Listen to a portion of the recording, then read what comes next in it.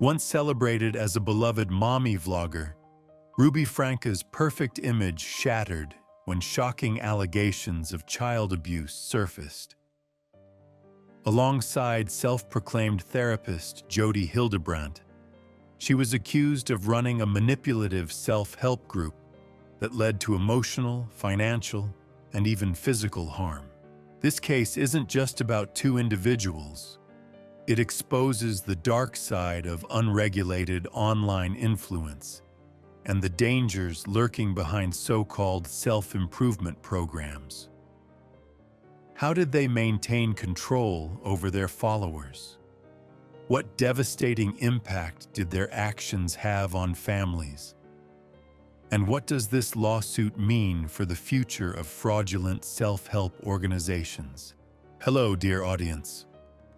Crime Investigation brings you the latest on one of the most disturbing real-life cases to date. On January 22, 2025, a lawsuit was filed against Ruby Franca, a well-known mommy vlogger, and Jodi Hildebrandt, a self-proclaimed therapist accused of running a manipulative self-improvement group. The case was brought forward by Michael Tillman, who claimed he had been a victim of the influence they had built through their organization. Connections. The lawsuit aimed to expose a system of psychological control, fraudulent counseling, and widespread abuse that had reportedly led to financial and emotional harm. Some believed the case could be a turning point in taking down deceptive organizations that disguised coercion and exploitation as self-help. Ruby Franca first gained fame on YouTube, sharing parenting advice and daily family life. Many saw her as a strict but loving mother, though others felt her methods were harsh. Over time, she became involved with Connections, an organization led by Jodi Hildebrandt. This connection took a dark turn, eventually leading to her conviction for aggravated child abuse. Jodi Hildebrandt positioned herself as a therapist and leader of Connections. She claimed to help people improve their lives, but former members described the group as a cult. They said Hildebrandt used strict moral beliefs to control followers, labeling anyone who disagreed as being in distortion. Those under her influence were pressured to follow her teachings without question, convinced that any doubt meant they were broken or misguided. Michael Tillman and his ex-wife, Michael Savage, also known as Washburn, were among those affected by Connections. Their marriage became deeply tied to the group, with Savage becoming a devoted follower. In his lawsuit, Tillman claimed that his ex-wife's loyalty to Hildebrandt led to manipulation, financial control, and emotional abuse. He said his legal battle was not just about himself, but also about protecting his family from the organization's grip. Though Connections claimed to offer mental and emotional support, the lawsuit argued that it was a fraudulent operation. The group advertised services like marriage counseling, personal development workshops, and therapy, but none were conducted by licensed professionals. Instead, Hildebrandt and her followers allegedly used these programs to manipulate people rather than to help them. Former members said the programs were designed to pull vulnerable people in, not to genuinely support their well-being. Once they joined, they were pressured to accept Hildebrandt's teachings completely. Some said they had spent large sums of money on books, courses, and private coaching, only to realize later that it was all a scheme to keep them paying. Financial records revealed that many had spent thousands, only to be told they needed even more sessions to truly heal. The lawsuit described Connections as more of a cult, than a self-help program. Hildebrandt was said to have created a strict belief system where people were placed into two groups, those in truth and those in distortion. She claimed that only she could define what was true, and anyone who disagreed was labeled as being in distortion. Former members recalled that once someone was given this label, they were treated as a problem and pressured to change their thinking. Many reported being shamed, isolated, or even cut off from their families until they fully conformed to the group's beliefs. Connections didn't just control people mentally and emotionally. It encouraged punishment for those who didn't follow Hildebrandt's teachings. Some followers were reportedly told they had to discipline their own spouses or children if they showed signs of distortion. Testimonies described humiliating corrections, including verbal abuse, harsh physical labor, and even food deprivation. These punishments were allegedly used to ensure loyalty, with Hildebrandt convincing her followers that such suffering was necessary for true personal growth. This cycle of control spread as former victims were trained to recruit and manipulate new members. It argued that this was not accidental, but a carefully planned system designed to keep a steady flow of new followers who would pay for services and enforce the group's strict rules. Financial records suggested that this structure made huge profits for Hildebrandt and her inner circle, while many followers drained their savings, believing they were improving their lives. Rather than offering real guidance, Connections was accused of trapping people in a cycle of financial exploitation, psychological control, and emotional abuse, all under Hildebrandt's influence. Michael Tillman and his wife, Michael Savage, had initially sought couples therapy from Hildebrandt, hoping to strengthen their marriage. However, instead of offering real counseling, Hildebrandt allegedly used their sessions to manipulate them.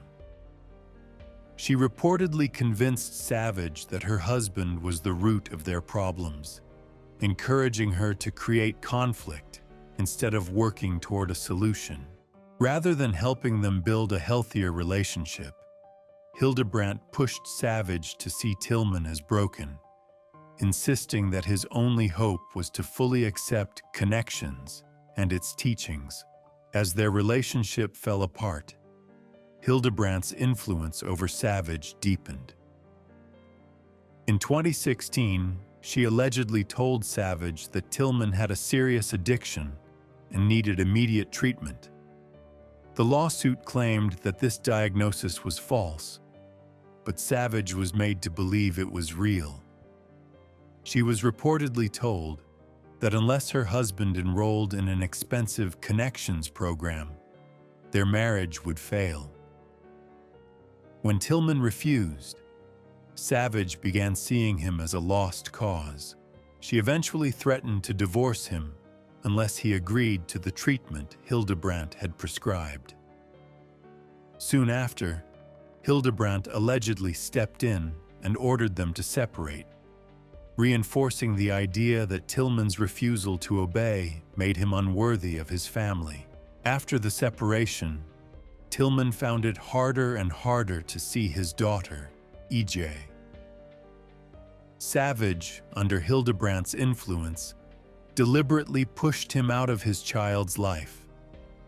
Witnesses said visits became less frequent, and Savage always had a reason to limit contact. She reportedly told people that Tillman was still in distortion, Hildebrandt's term for anyone who didn't follow her teachings. Some messages suggested that unless he fully embraced Connections, he would never have a real relationship with his daughter again. The lawsuit also alleged that EJ suffered more than just emotional manipulation. Court records described troubling signs of physical abuse while she was in her mother's care. Reports stated that she often came back from visits with serious bruises and injuries. One of the worst cases involved a swollen black eye that raised major concerns among authorities. There were also claims that EJ had been deprived of food as punishment, showing signs of malnutrition. Investigators became even more alarmed when they asked EJ about her injuries. According to reports, when questioned by law enforcement, she simply said, "Mommy did it." Child welfare officials saw this as a clear sign of ongoing abuse. Despite all the red flags, Savage denied everything and insisted that she was following Hildebrandt's parenting philosophy. Beyond the physical harm, Savage worked to control how EJ saw the world. She reportedly coached her daughter to say good things about her mother and bad things about her father. Witnesses said EJ was pressured to repeat scripted phrases that made Tillman look like the problem. To make things worse, Savage created a secret email account to stay in touch with EJ when she was with her father. Some messages reportedly told EJ exactly what to say and how to act when talking about her mother. Other reports suggested Savage used these emails to make herself look like the only loving parent while painting Tillman as someone who had lost his way. This kind of psychological control made it hard for EJ to express how she really felt. Child psychologists warned that being exposed to this type of manipulation for a long time could leave lasting emotional scars. The case also argued that Savage's actions weren't just personal choices. She was following patterns taught by Hildebrandt, creating a home environment where both emotional and physical harm became normal. Experts pointed out that the allegations revealed how deeply connections had influenced its members, even in how they raised their children. If the claims were true, the organization didn't just promote control over adults. It also led to the mistreatment of children, disguised as discipline and personal growth. Connections had harmed many more people beyond those directly named in the case. Over the years, Hildebrandt's teachings reportedly affected several individuals, making it clear that the group was more about control than real self-improvement. Multiple victims came forward, sharing stories of how they or their families had suffered because of their involvement. One of the first known victims was Jodi Hildebrandt, Jodi Hildebrandt's own niece. Jessie was forced to endure brutal physical endurance punishments as a child. She was made to run up and down mountains for long periods, constantly monitored to make sure she didn't stop. Some accounts claimed she was even tied up with duct tape and left outside in harsh weather. These punishments were framed as ways to correct behavior and bring her closer to the truth. Another victim was Adam Paul Steed, who was labeled as an addict even though he had no history of substance abuse. Hildebrandt reportedly convinced Adam and those around him that he had serious moral flaws and needed expensive therapy from connections to recover. He was pressured into attending multiple costly sessions, draining him financially. When he finally refused to continue, Hildebrandt worked to destroy his reputation, showing just how much control she had over those in her circle. The lawsuit also mentioned Dave Bateman, a businessman who was allegedly targeted by Hildebrandt through false accusations. Court records suggested that she worked with Bateman's ex-wife to create damaging claims against him, leading to legal trouble that hurt both his career and personal life. Experts noted that this fit a larger pattern. Hildebrandt had a history of influencing her followers to cut off people who didn't align with her beliefs, often using fabricated accusations to justify it. Another victim, Spencer Tibbetts, was allegedly forced into inappropriate therapy sessions as a minor. Witnesses said that he was made to discuss adult topics, even though he had never been involved in anything related. Testimonies suggested that Hildebrandt's methods were designed to make him feel guilty and dependent on the organization, ensuring that he kept attending sessions to be cleansed of so-called impurities. Beyond individual cases of abuse and control, the lawsuit accused Connections of running a financial exploitation scheme. The organization reportedly made huge amounts of money through fraudulent services, pushing members into expensive subscriptions and seminars. Investigators found that members were encouraged to pay for multiple levels of self-improvement courses, each promising deeper enlightenment, but never actually delivering results. Former members recalled being told that they weren't ready yet and needed to keep paying to truly improve, trapping them in an endless cycle of financial dependence. These practices weren't accidental, but part of a well-planned strategy to make as much money as possible while keeping followers loyal. People shared stories of draining their savings, taking out loans, or even selling personal belongings just to afford sessions with Hildebrandt and her so-called mental fitness coaches. Legal experts reviewing the case pointed out that these tactics were common in high-control groups, where financial and emotional manipulation worked together to keep members trapped. Connections wasn't just harming individuals. It had built an entire business model around deception and exploitation. Legal analysts said that if these accusations were proven in court, the case could set an important precedent for holding similar organizations accountable for fraudulent and abusive practices. Court records alleged that Connections didn't just manipulate people psychologically, it also operated as a large-scale financial scam. Hildebrandt and her associates used social media and online platforms to advertise their services in misleading ways, making people believe they were getting real mental health support. Investigators found that fraud was deeply embedded in how the organization operated, allowing it to generate massive revenue while keeping followers financially and emotionally dependent. One of the biggest ways Connections deceived people was through YouTube, podcasts, and digital platforms. Hildebrandt and other top members reportedly put out content that made their teachings sound like professional therapy, even though they had no real qualifications.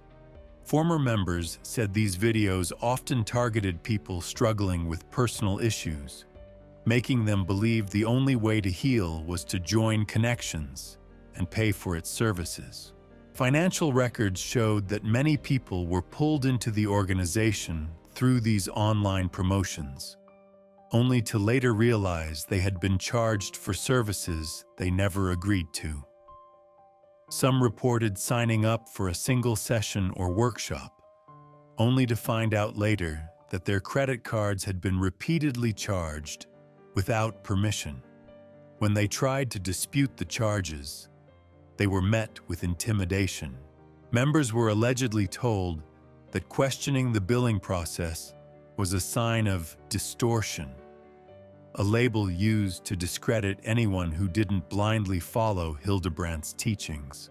In addition to unauthorized charges, many followers were pressured into giving more money beyond what they had initially paid. Witnesses described situations where people were told their struggles came from not fully committing to Hildebrandt's methods. Court documents stated that members were often pushed to pay for extra courses, coaching sessions, or even spiritual cleansing exercises, with the promise that financial sacrifice was necessary for real self-improvement. Beyond charging people for fake services, the lawsuit also accused Connections of money laundering and hiding assets. Investigators found that the organization's earnings were not properly reported, and some of the money was funneled into private accounts controlled by Hildebrandt and her closest associates. Reports suggested that these funds were used to buy luxury homes, expensive personal items, and other assets that weren't accounted for in tax filings. Because of these allegations, the court ordered Hildebrandt's assets to be frozen. Financial analysts said there was strong evidence that she had tried to hide money to avoid legal trouble. Investigators also discovered attempts to transfer funds to offshore accounts and suspected that some of Hildebrandt's associates had helped her move assets under different names. Legal experts said that if these accusations were proven in court, it could set an important precedent for prosecuting fraudulent self-help organizations that took advantage of people emotionally and financially. Connections wasn't just a failed attempt at alternative therapy. It was a carefully planned scheme designed to extract money from followers while protecting its leaders from responsibility. Michael Tillman pursued significant financial compensation in his lawsuit against Jodi Hildebrandt, Ruby Franke, and others linked to Connections. Court records showed that he sought $2.25 million in general damages, claiming that the emotional, financial, and psychological harm he endured justified substantial restitution. The damage went beyond personal suffering. It had long-term financial consequences, including lost career opportunities and legal costs from fighting for his parental rights. Reports also revealed that Tillman asked for additional compensation for lost earnings, estimated to be over $1 million. Witnesses testified that his involvement with Connections had disrupted his career, preventing him from moving forward and forcing him to spend time and resources on legal battles. Financial experts noted that the case highlighted not just one person's hardship, but the broader financial devastation that manipulative organizations could inflict on those searching for real help. Beyond financial damages, Tillman also sought legal protections for his daughter, EJ. Connections had already harmed her, and that continued exposure to its teachings put her at serious risk. Court documents showed that Tillman wanted legal measures to prevent Savage and others from using Hildebrandt's methods in parenting decisions, ensuring that EJ would no longer be subjected to coercion, manipulation, or harm. Legal analysts pointed out that if Tillman won his case, it could set a broader precedent for holding fraudulent self-help organizations accountable. Experts believed it could establish new standards for identifying and prosecuting groups that posed as therapeutic or personal development programs while exploiting people.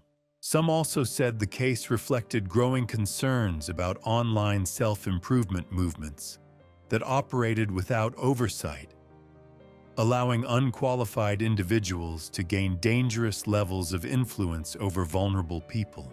Beyond this case, legal professionals suggested that a ruling in Tillman's favor could lead to stronger regulations for mental health services and online coaching programs. If successful, it could result in stricter guidelines on how self-improvement services were marketed and sold, making it harder for organizations like Connections to take advantage of people. Tillman's lawsuit was not just about justice for himself and his daughter. It also brought attention to a much bigger issue: the lack of accountability in unregulated self-help programs. Experts believed that if his claims were validated in court, it could encourage more victims to come forward and push for stronger protections against fraudulent mental health and coaching services. Legal experts said the lawsuit against Ruby Franke, Jodi Hildebrandt, and their associates highlighted the dangers of unchecked online influence and fraudulent counseling practices. Court documents described how Connections presented itself as a self-improvement group while actually operating as a manipulative and abusive organization. Analysts suggested that if the allegations were proven, the case could serve as a major warning about the risks of unregulated life coaching and internet-based therapy. Investigators pointed out that the case exposed a bigger issue in the self-help industry, one where unqualified individuals gained control over vulnerable people, both financially and psychologically. Former members described how Connections turned personal struggles into profit, trapping people in cycles of isolation, financial exploitation, and in some cases, physical abuse. Legal analysts noted that the case could influence stronger regulations to prevent similar situations in the future. Some believed it could push for new policies to regulate self-proclaimed therapy services, making sure people like Hildebrandt couldn't operate without oversight. Others speculated that the trial could encourage more victims to come forward, exposing just how much harm Connections and similar groups had caused. Beyond the courtroom, the case raised concerns about the role of social media in enabling figures like Franke and Hildebrandt. Financial reports showed that much of Connections' success came from online marketing, especially YouTube videos and podcasts.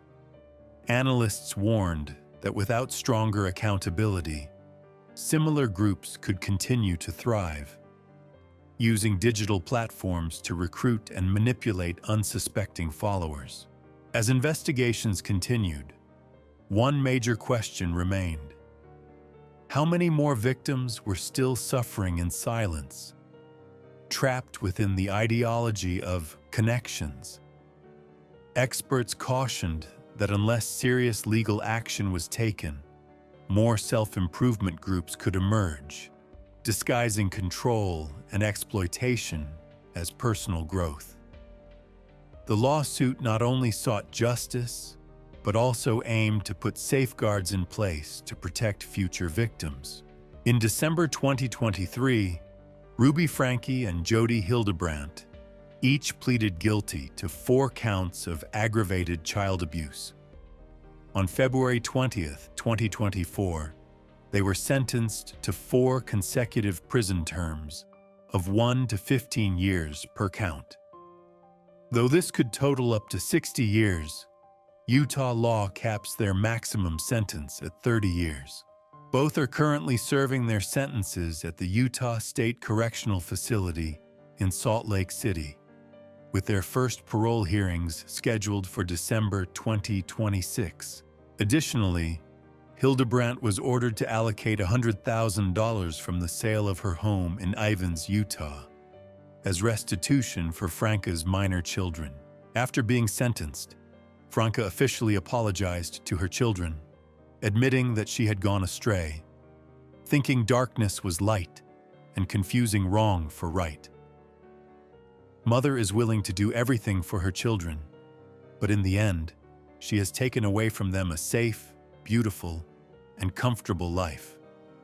Speaking in court after receiving the sentence, Franke acknowledged, "For the past 4 years, I have chosen to believe in misguided advice and directions that led me into terrible delusions. I have a distorted view of reality, stemming from unverified information. I isolated myself from those who did not share my views." About Jodi Hildebrandt, Franke's partner, "This woman only hopes that Franke's children will heal both physically and mentally. This incident has led the American media and public to pay more attention to the group of social media stars known for frequently sharing parenting skills. Before her arrest, Franca's strict parenting methods had made her a controversial figure. Franca once revealed that she did not give Christmas gifts to some of her children, whom she deemed selfish and unruly. The punishments for her children when they misbehaved included being forced to skip school and stay home to clean the house. Ruby Franca and her husband had separated in 2022, and her husband, Kevin Franca, filed for divorce in December 2023. Franca's husband is making efforts to gain custody of the children. The children are now under the care of the Utah Division of Child and Family Services, while their father, Kevin Franca, is seeking custody and has filed a lawsuit against Hildebrandt for emotional distress inflicted on the family. The case highlights the importance of protecting children from abuse and exploitation, while raising questions about ethical responsibility in the consulting and coaching industries. This incident has also been adapted into the documentary film Devil in the Family: The Fall of Ruby Franca, which premiered on Hulu on February 27, 2025, to warn the public about the potential dangers in self-help movements and online influence. The case of Ruby Franca and Jodi Hildebrandt serves as a clear reminder of the dangers of unchecked influence and manipulation disguised as self-help. It raises the question of how many other groups are operating under similar guises, escaping oversight while continuing to cause harm. The fight for justice in this case is not only about Franca, Hildebrandt, or Michael Tillman. It is also about protecting individuals from exploitation, demanding ethical accountability in the counseling and coaching industries, and ensuring that those who manipulate others for profit are held responsible. This case serves as a chilling reminder of the dangers of unchecked influence and manipulation disguised as self-help. As justice unfolds, the question remains: how many more victims are still out there? Stay tuned to Crime Investigation for the latest updates on real-life cases that matter. Subscribe now and never miss a document. Thank you for watching.